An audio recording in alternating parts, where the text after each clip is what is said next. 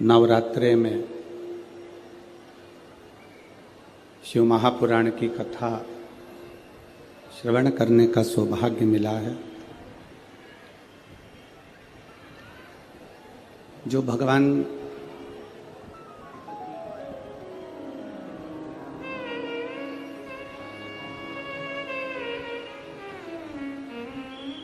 देवादिदेव महादेव की कृपा से, करुणा से, उदारता से आप और हमको नवरात्रे के इस पावन अवसर पर 5 दिवसीय शिव महापुराण की कथा श्रवण करने का सौभाग्य मिला है। संपूर्ण नागपुर नगर के रहवासी एवं संपूर्ण क्षेत्रवासी आप सभी बड़े भाग्यशाली हैं, किस्मत वाले हैं जो नवरात्रे में ये बाबा की कथा आपके दरवाजे तक पहुंची है।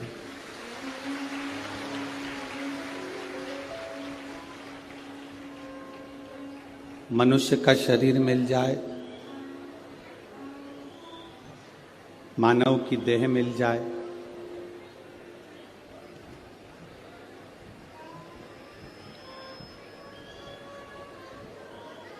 तो ये समझिएगा कि ये कहीं ना कहीं भगवान की कृपा हुई है, उनकी दया हुई है और उस दया के बल पर ये हमको शिव महापुराण की कथा श्रवण करने का सौभाग्य मिला है।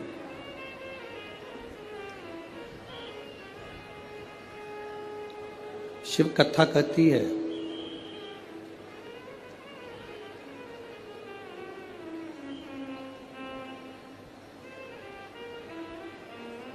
शिव जैसे गले में रुद्राक्ष की माला धारण करते हैं, आवाज बढ़ाओ। शिव जैसे गले में रुद्राक्ष की माला धारण करते हैं और वो रुद्राक्ष केवल भगवान शंकर के लिए शंकर जी नहीं पहनते। वो रुद्राक्ष भगवान शिव संपूर्ण विश्व के कल्याण के लिए धारण करते हैं, संपूर्ण विश्व के उद्धार के लिए। अब आप विचार करेंगे कि शंकर भगवान रुद्राक्ष पहने हैं और उसमें विश्व का कल्याण कैसे है? शिवजी रुद्राक्ष धारण करे हैं, उसमें विश्व का कल्याण कैसे निश्चित हो सकता है?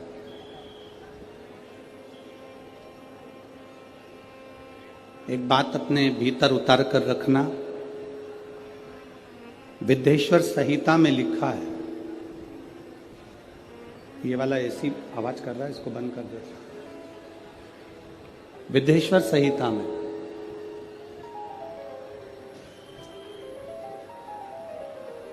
शिव महापुराण की विद्येश्वर संहिता कहती है, शिव महापुराण की कथा सुनकर, श्रवण कर कर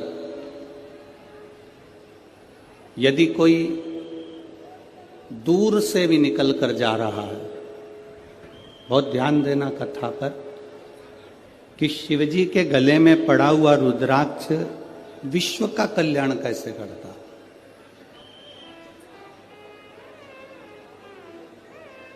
विद्येश्वर संहिता कहती है कि अगर कोई भूलवश भी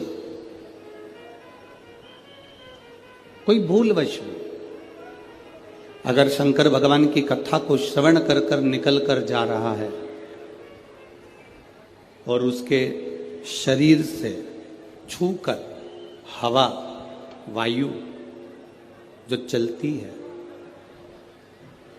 उसके शरीर से छूकर जो वायु निकलती है, जो हवा चलती है, चलती हुई हवा यदि उसके शरीर से भी छूकर निकल गई और जितनी जितनी दूर जहाँ जहाँ तक वो हवा जाती है, वो पवन जाती है, वो वायु जाती है, और उस हवा के क्रम में जितने जितने जीव आ जाते हैं, चाहे मनुष्य हो, जलचर हो, थलचर हो, वायुचर हो, जो जीव आ गया, शिव पुराण कहती है उनका दूसरी बार जन्म नहीं होता, वो संसार सागर से मुक्त हो जाता है।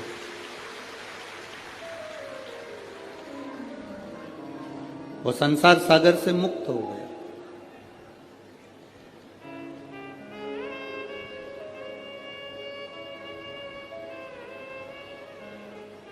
शिव जी के गले में रुद्राक्ष की माला है, शंकर जी के गले में रुद्राक्ष पड़ा हुआ है, मस्तक पर चंद्र है, गले में सर्प है,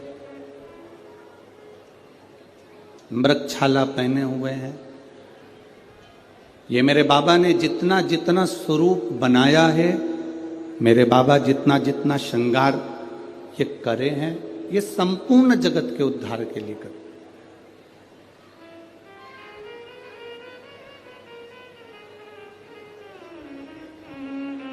पार्वती जी ने स्वयं भगवान शंकर से अमर गुफा के अंतर्गत अमर कथा को श्रवण करते हुए माता पार्वती जी ने शिव जी से प्रश्न किया। उस प्रश्न का उत्तर आपके भी मुख पर होना चाहिए।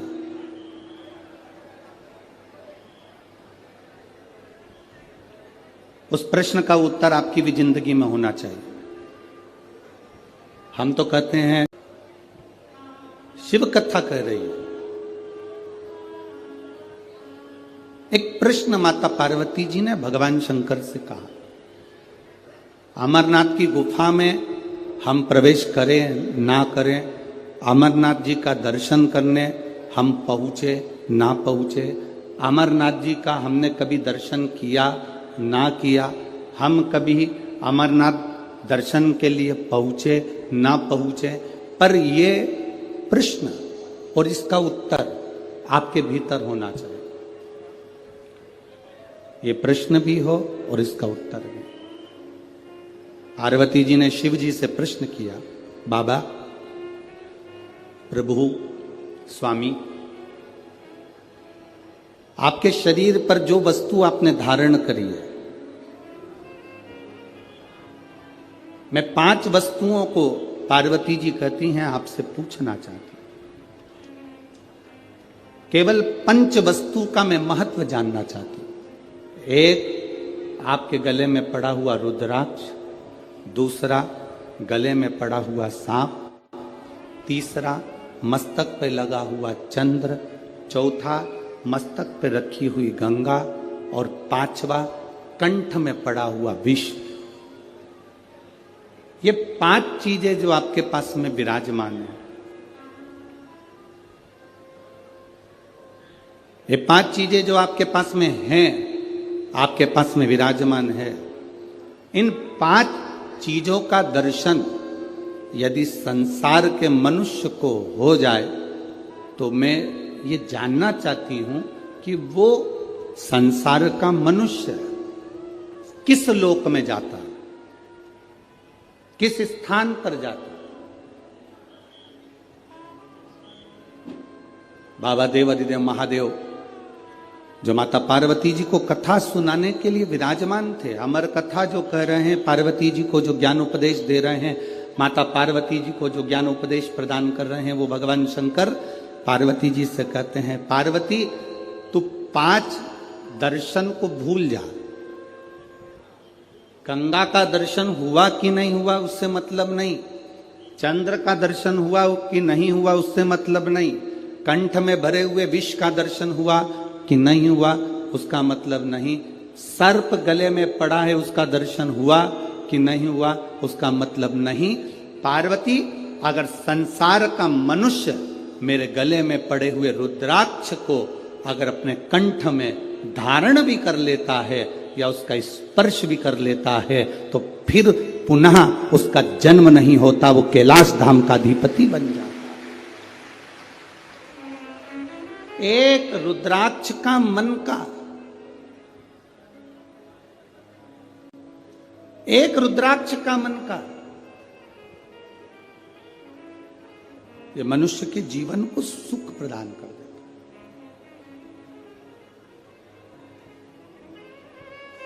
बाजार में बहुत सारी गाय रोड पर मिलती है। बोलो री नागपुर की जीजियों, सही है? और जितने जीजा उन बैठे हैं वो भी बोल दो, सही है? बहुत सारी रोड पर गाय मिलती है, बगीचे में गाय मिलती है, जंगल में गाय मिलती है। किसी किसी गाय के गले में रस्सी बंधी होती है। रस्सी बंधी है मतलब ये गाय किसी ना किसी की है। बोलो री नागपुर वाली जीजियों, सही है? और जिस गाय के गले में रस्सी नहीं है, जिस गाय के गले में रस्सी नहीं बंधी हुई है, तो वो कह देते हैं ये किसी की गाय नहीं है, लावारिस है, फिर रही है, जंगल में घूम रही है, ये लावारिस है। जिसके गले में रस्सी बंधी है मतलब उसका कोई ना कोई वारिस है। जिसके गले में पट्टा बंधा हुआ है मतलब उसका कोई ना कोई वारिस, बोलो बोलो जम के बोलो जरा, है। और जिसके गले में रस्सी नहीं है, जिसके गले में पट्टा नहीं है, जिसके गले में रस्सी नहीं बंधी है, वो वारिस नहीं है, तो वो क्या कहलाती है? लावारिस। वो वारिस नहीं है, वो लावारिस है। शिव महापुराण की कथा कहती है, जिसके गले में रुद्राक्ष है, जिसके गले में तुलसी का मन का है, जिसके गले में तुलसी की माला या रुद्राक्ष की माला है, समझ लेना उसका वारिस भोलेनाथ और नारायण विराजमान, उसका वारिस है।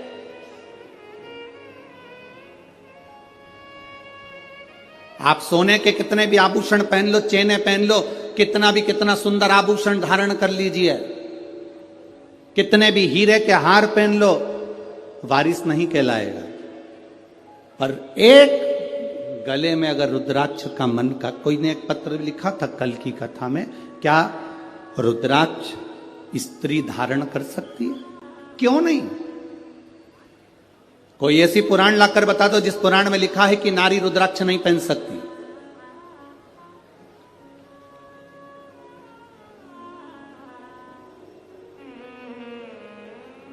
उस पत्र में लिखा था क्या नारी,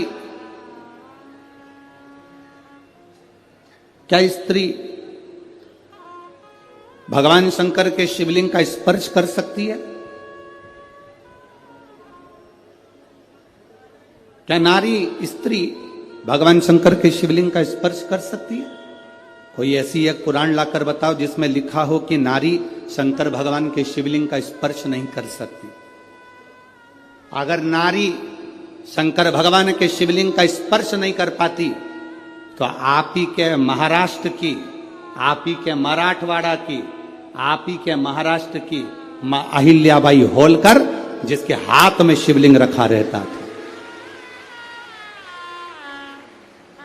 आप ही के मराठवाड़ा की, आप ही के महाराष्ट्र की मां अहिल्याबाई होलकर, जिनके हाथ में हमेशा शिवलिंग रखा हुआ था। दुख की घड़ी आती थी, कष्ट की घड़ी आती थी, माता अहिल्याबाई होलकर अकेली जब पड़ गई, घर में से सब जब चले गए, अकेली मां अहिल्याबाई होलकर जब अकेली पड़ी, अकेली, और चारों तरफ से उपद्रवियों ने अपना अपना आक्रमण कर दिया। सेना बना के तैयार कर कर सारे उपद्रवी तैयार हो गए। इधर से कोई सेना तैयार कर रहा है, उधर से कोई सेना। शिव महापुराण की कथा कहती है, जिसके गले में रुद्राक्ष है, जिसके गले में तुलसी का मन का है, जिसके गले में तुलसी की माला या रुद्राक्ष की माला है, समझ लेना उसका वारिस भोलेनाथ और नारायण विराजमान। उसका वारिस है।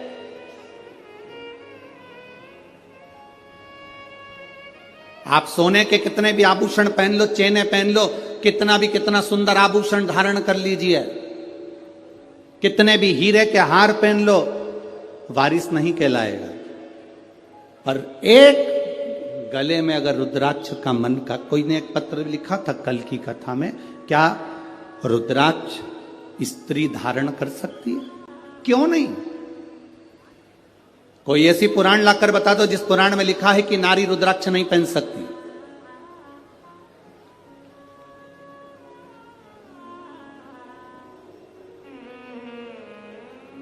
उस पत्र में लिखा था क्या स्त्री भगवान शंकर के शिवलिंग का स्पर्श कर सकती है? क्या नारी स्त्री भगवान शंकर के शिवलिंग का स्पर्श कर सकती है? कोई ऐसी एक पुराण लाकर बताओ जिसमें लिखा हो कि नारी शंकर भगवान के शिवलिंग का स्पर्श नहीं कर सकती। अगर नारी शंकर भगवान के शिवलिंग का स्पर्श नहीं कर पाती तो आप ही के महाराष्ट्र की, आप ही के मराठवाड़ा की, आप ही के महाराष्ट्र की मां अहिल्याबाई होलकर, जिसके हाथ में शिवलिंग रखा रहता था, आप ही के मराठवाड़ा की, आप ही के महाराष्ट्र की मां अहिल्याबाई होलकर, जिनके हाथ में हमेशा शिवलिंग रखा हुआ था। दुख की घड़ी आती थी, कष्ट की घड़ी आती थी, माता अहिल्याबाई होलकर अकेली जब पड़ गई, घर में से सब जब चले गए, अकेली मां अहिल्याबाई होलकर जब अकेली पड़ी, अकेली, और चारों तरफ से उपद्रवियों ने अपना अपना आक्रमण कर दिया। सेना बना के तैयार कर कर सारे उपद्रवी तैयार हो गए। इधर से कोई सेना तैयार कर रहा है, उधर से कोई सेना तैयार कर रहा है। अकेली अहिल्याबाई होलकर अकेली जब पड़ गई, तब मां अहिल्याबाई होलकर को लगा कि अब मैं करूं तो करूं क्या, अब मैं क्या कर सकता।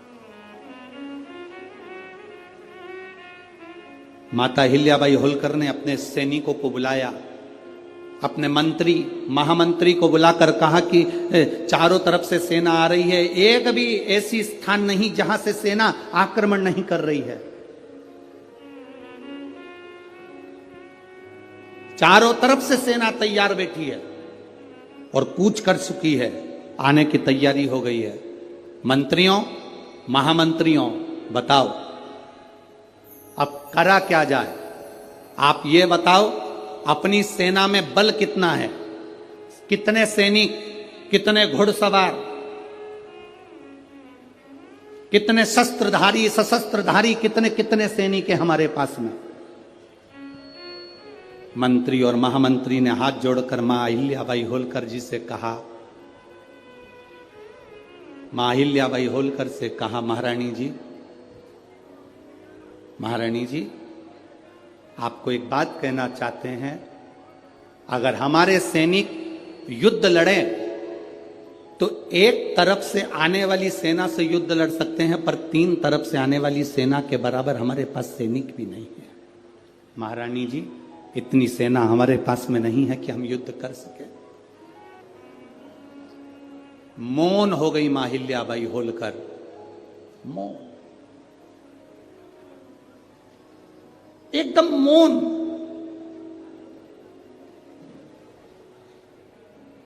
मां अहिल्याबाई होलकर एकदम मौन हो गई। अकेली रथ में बैठकर मां अहिल्याबाई होलकर मां रेवा के तट पर, नर्मदा जी के तट पर, महेश्वर की पावन धरा पर पहुंच गई। मां रेवा के घाट पर मां अहिल्याबाई होलकर ने बैठकर मां रेवा के हाथ जोड़े, नर्मदा जी के हाथ जोड़कर कहा, मां नर्मदा, रेवा, तू शंकर की पुत्री है, मैं आज तुझसे बल मांगने के लिए आई हूं, आज तू मुझे बल दे दे। रेवा, मां नर्मदा, तू मुझे बल दे। वहीं से मां अहिल्याबाई होलकर चली, अंदर पहुंची अपने पूजा स्थल पर, वहां पर एक शिवलिंग था जिसको अहिल्याबाई होलकर ने अपने हाथों में ले लिया और लेकर युद्ध के मैदान में बाहर पहुंच गई और सेना से कह दिया, महामंत्री मंत्री अपनी सेना के 4 टुकड़े कर दे, 4 टुकड़े 4 किलो पर भेज दिए जाएं, चारों ओर लगा दिए जाएं। मंत्री महामंत्री हाथ जोड़कर बोले, महारानी जी इतनी बड़ी सेना नहीं है, अगर हम गिनकर भी लगाएंगे तो थोड़े थोड़े चारों तरफ हो पाएंगे, ये तो 1 मिनट में उधर की सेना वाले हमारे सैनिकों को मार देंगे।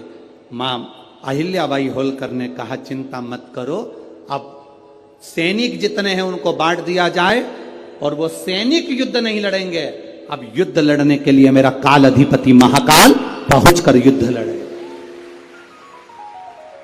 अब युद्ध लड़ने वाला कोई दूसरा नहीं होगा, अब युद्ध अगर लड़ेंगे तो मेरे देव अधिदेव महादेव लड़ेंगे।